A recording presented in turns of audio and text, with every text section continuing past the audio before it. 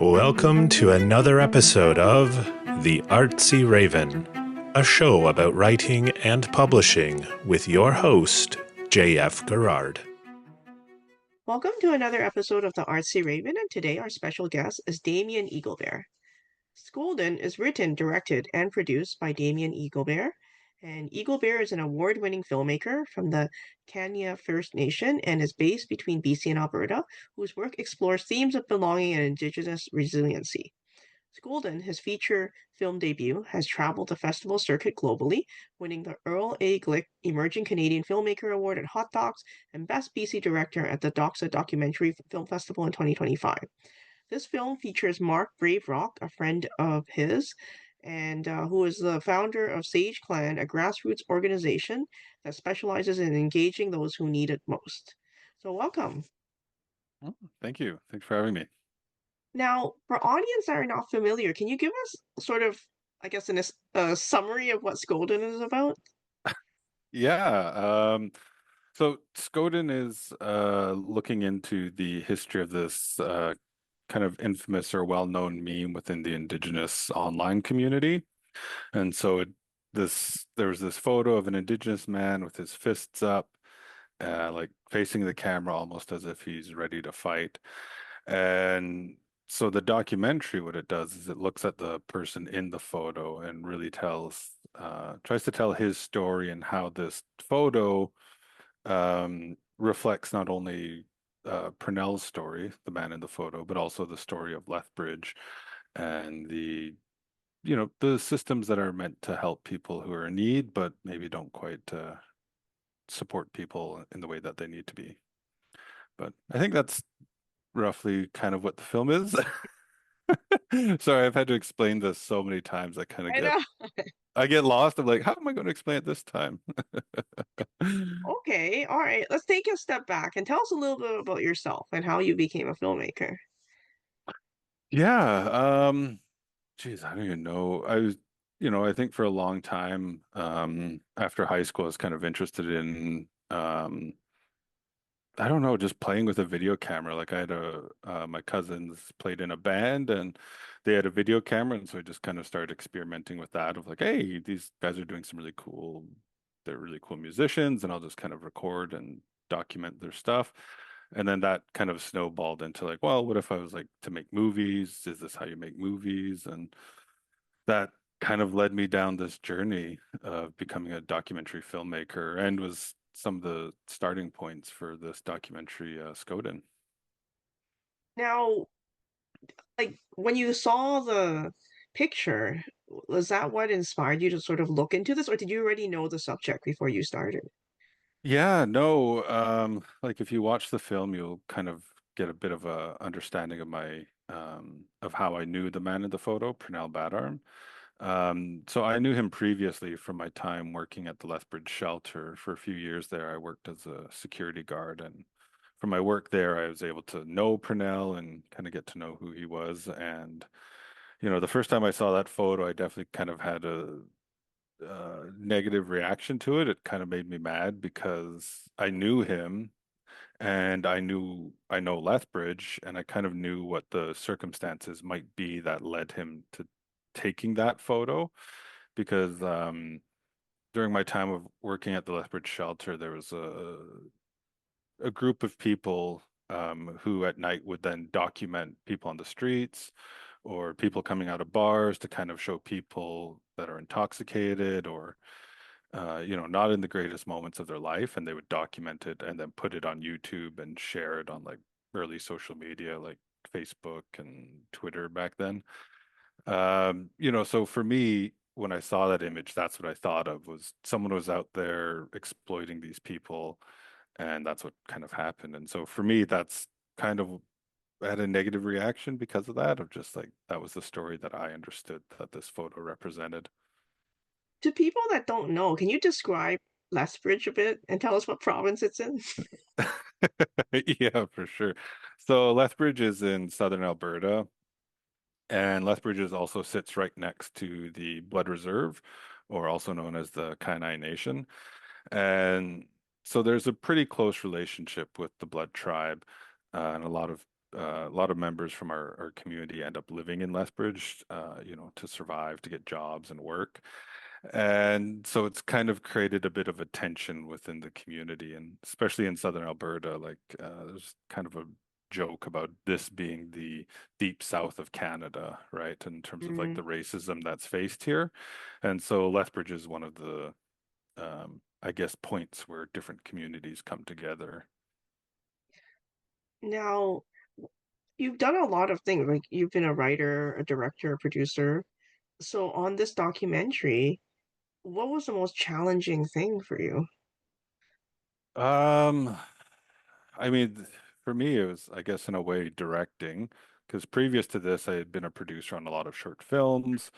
So I kind of knew the workings and the business through from that. But for me, directing and having a crew, prior to this, I was like a videographer or a one-person band, like one-person crew, like doing all the positions. So like if I wanted a shot, I would be like, this is the shot I'm getting.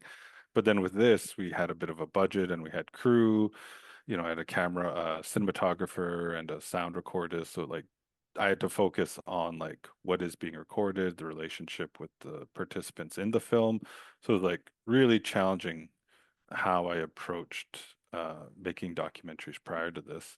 So I think that was probably the biggest challenges in terms of like being a director and going, okay, how am I going to tell this story? And I'm also not the one controlling the camera, so how do I work with other people in that way? Which was like an amazing learning experience, and had like really great crew that supported me through this. And it really just left me open to taking care of the participants and being able to like engage with them fully and not having like all this technology of like I got to make sure the camera's in frame, I got to make sure they're in focus, I got to make sure they're not speaking too loud and the audio levels are going over the top. So it was like a real it was a really great experience of being able to take on a project of this size and having a crew to support me. So yeah. Now, how do you balance the artistic vision with the responsibility of telling a real community story? Like, um, were there any challenges, like, as to, like, did people ever say, okay, that crossed the line, don't, you know what I mean, cut it out or whatever, that kind of thing? I don't think I ever necessarily faced that. Like maybe a couple times on the day, like when we were filming, like maybe there wasn't like don't film that, but it was just more of like an understanding. I think for me, it really was like the process I've used is something I've learned through film school. And like I was at a lecture with Alanisa Bompson where she was talking about this kind of ongoing consent throughout the project. So you meet the people and you tell them you want to tell the story, and you kind of always at every point kind of give them an out and the ability to say, hey, if you're not comfortable with something, we don't have to film this, right? That at the end of the day, we're having a conversation, but at no point should anything that you're uncomfortable with be on screen. And so that was the kind of thing I had throughout the entire production with people, is I kind of laid that out of we're having a conversation about this and feelings may come up and those are valid. And if you're uncomfortable with anything, if you feel it's too tender, we don't need that in the film. We don't need to make people uncomfortable or feel like, oh, we're putting this on as a show, right? Um, and so I had that with them before we interviewed, after we interviewed, and then I also showed them I think it was a rough edit, kind of going like, here's the film, this is how you're being presented. If there's anything that you're uncomfortable with, let me know, right? But I think a lot of those things might have just come up before, like in our pre-interview chats and like early development work of just like, hey, this is the story. What are you comfortable telling and not telling? And so that kind of really informed the process. And I don't really think I ever really got a, hey, let's not do that or anything, right? I think they kind of led Now, to this space. you had mentioned that seeing the picture made you angry. Like, why did it invoke such a reaction? Yeah, I think because of the racism in Southern Alberta. Like for me, it just seemed like that. And, knowing Pernell, that photo didn't really show all of who he was, and who he is. And there's also kind of a reason in terms of why he would be striking that pose or having that type of reaction. is because like in Lethbridge, there's a lot of people that antagonize not only Indigenous people, but people who live on the streets. Um, and so for me, that was the narrative that came as I felt like I knew this person. He was a very kind and nice and generous person to me. And this photo is totally the antithesis of who he is. And sorry, I'll just point out the our family pug just came into the house. So if you hear any like barking, it's her mealtime. So she might be a bit like she gets very excited when it's mealtime. Oh, of course, of course. Yeah. Okay. I mean, maybe that's kind of a naive question, but why do you think there's so much racism? Um, I mean, this is a settler state. I think I don't know. That is like a really hard question, I Hmm. feel like in some ways, but I think it's not helped by um, oh, don't worry, it's okay. Sorry, I'm just talking off Okay. screen.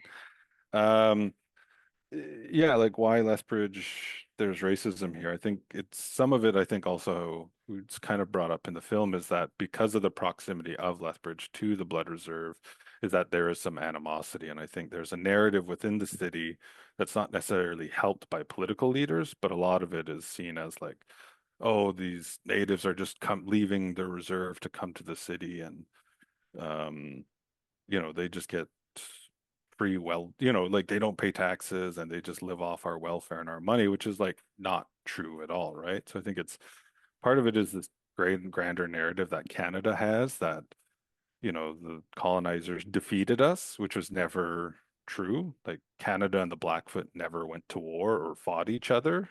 We were actually allies and we were supposed to be working together to live in harmony on this land, but that's not what happened. So I think it's a lot of this misunderstanding of history and this idea that we were conquered and that we should be grateful for, um, what Canada has given us, which is like, in a lot of ways, it's just exploitation of the land and, generations of trauma when you look at the residential school system. So I think it's this misalignment of history and blaming on like where resources are going when it's like, Alberta's like a generally rich province comparatively in Canada, but a lot of those resources are being like just given to companies, right? Like there's these massive companies that profit off the exploitation of our land, but the politicians say, hey, it's the natives' fault or it's these people who live off welfare. And it's like, no, that's not it at all, right? Definitely. Now, was like you already knew Pernell before this. Did you learn anything surprising about him? Yeah, like, I knew him through a very specific context of the shelter. Like within working at the shelter as a security guard, you're almost seen as the police in some ways of that building. So there was a certain context there where, and I was also a young man at the time. I think I was in my early 20s or late, I think it was like might have been 19 when I started working there. But I think there was just a different relationship and understanding of knowing who he was. But through the film, I was able to like understand him a lot better because like I was hearing from his family of how he was as a child and like kind of getting a hint of like these gifts that he had and how he was gifted and how those gifts were never really supported, right? Because of the way the system is, right? And he had to go to residential school and then after that, and, it's just the system was stacked against him. Now, what do you hope, what type of conversations do you hope viewers have after watching Skoden? I mean, really, I think it's to reflect on how we see people who are struggling in our communities, right? I think it's a very easy narrative to go, oh, they're the issue, they're the problem, it's their fault, they just need to be better or work harder. But like you don't really understand the humanness that they each carry. You don't see, a lot of people I feel in Canada don't see them as humans. They just see them as something else and something that can be ridiculed. And I think for me, this story is really about like, look, these people are struggling. They've had all these things against them in life. And I think it's just to really question, acknowledge that and not, to see, natives and other people who are struggling just as people, right? Oh, definitely. I mean, I just came back from a trip to Winnipeg, and the Uber driver was a new immigrant, and he was going on about how the Aboriginal people have all these, things, and then they take the money and they do drugs. And I was like, I don't think all homeless people are Aboriginal around here. Like, so he was building the story, and I was like, oh my gosh, it was really Yeah. hard. uh, You know, I tried to correct him, but you could tell it was like a religion. I couldn't get past him. Yeah, no, I understand that. I see that too, right? Because when they come to Canada and they're meeting They're people and struggling. like, what's the narrative? And that's the narrative that Canada projects outward, right? Like, despite this, like, oh, Canada is such a friendly, kind nation and whatever, but it's like, no, it's still a colonial state, and they project these narratives on us, right? And you can see it within immigrant populations who move to Canada who have no understanding of our history, that they kind of get this one very specific story. What changes would you like to see in Canada, like regarding Indigenous representation? Like, you know what I mean? Like, what's the new narrative you want Canada to say? Oh my God. Well, how much time do we have? Not that much time. I don't know. That is a huge question, but I think, I think like specifically within our industry, within the filmmaking industry, I think it is just the continued support that we are able to tell our stories, and that we're in control of our stories, and that there's industry level support. Like, it's already been established. Like, we have the Indigenous Screen Office, who is a funder of the project, who's really supported um, and helped so many other projects within Canada. I think it's just uh, in Canada made by Indigenous people. And I think it's just that continued support that we are given the opportunities to create our narratives and tell our stories our way, right? Because that's what this film was. It was done through me, who's Blackfoot. And, I had to make sure that we respected all these protocols, and that at the end of the day, we're trusting, we're telling the story of our community member, and that's the responsibility we have to go through, right? So, yeah. Okay. Does that answer your question? So when people think about Aboriginal people in Canada, what is the view you want people to have? Uh, I mean, at the end of the day, we're just humans, right? And that I think with a lot of people that get othered, that we always kind of come with our own narratives, right? That are created by other people.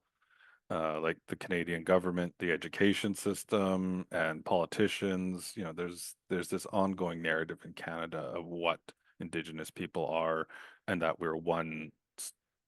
that we're all one group. But really, when you look at Canada, there's how many different nations and people that are unique to that land, and that have had a relationship with the land for like centuries. Like, even the Blackfoot here, we have a site that is older than the pyramids. Like, we've been here that long, and we've had Oh, this wow. relationship with the land that long, or, even longer than that.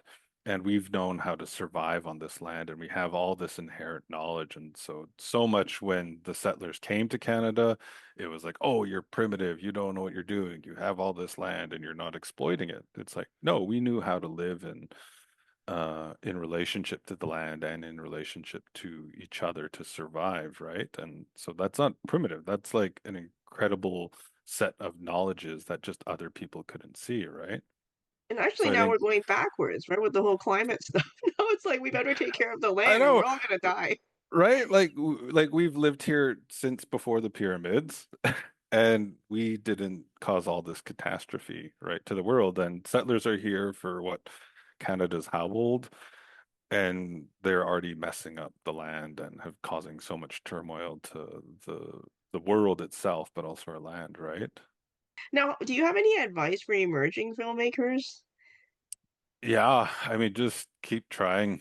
Don't give up, because like this is, I'm 38, and I think I'm like what, 13 or 15 years out of film school, and this is my first feature film, right? And I just won an emerging filmmaker award. So it almost sounds funny of like, oh, you've been doing this for over 10 years and you're still emerging. It's like, that's kind of the avenue and the work we are in, like the what the art of filmmaking is it's a business and it's an art, and there's so much to learn. and just give yourself time and just keep working at it, and you can get there. Because somehow I've gotten here. Okay, well, thank you very much for taking the time to talk to us today. Yeah, no, thank you. The Artsy Raven is produced by Dark Helix Press. Introduction voiceover by Chris Gorman. Music by Tim Moore. Please access your bonus content on the Patreon website. Thank you very much for listening, and please stay safe.